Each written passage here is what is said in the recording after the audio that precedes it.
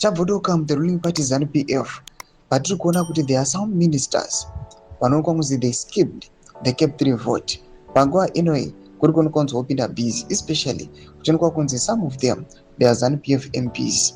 Panguva inoi kuchionekwa kunzi after they skipped, comparing nema opposition legislators vekwaChabangu vanozikamwa kuti they voted, aiwa zvakadadisa zvakafadza even neZANU-PF zvakare zvongozikana kunzi vakomana ava they are sellouts. Panguva inoi vopisira vakomana veZANU-PF ma-MPs asina kuvhotera for cap 3. Nzanapita macho kubuda nyimbo panguva inoi.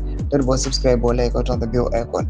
We are seeing kuti Jennifer Muswere is the one who is leading. Panguva inoi chiona kuti opinzwa panguva yakaoma.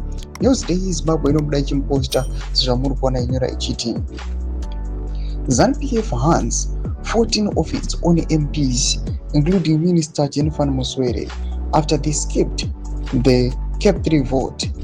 Triple says the Chabangu faction saved the bill with 35 votes, passing it 216 to 187.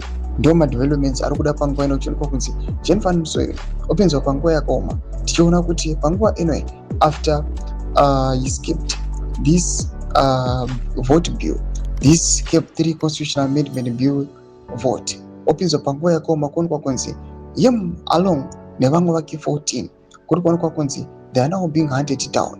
Vakuda kunyatsa kuonekwa kunzi why is it panguva inoi they skipped, havana kuenda kunovhotera this constitutional amendment bill. Madevelopments ari kubuda munyika ino yeZimbabwe tiri kuona kuti zvinhu hazvina kumira zvakanaka with the ruling party ZANU-PF.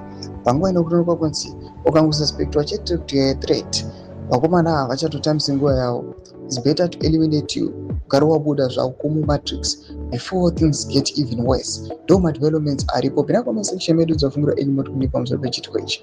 Musangosa kusubscribe or like wachinotina on the bell icon.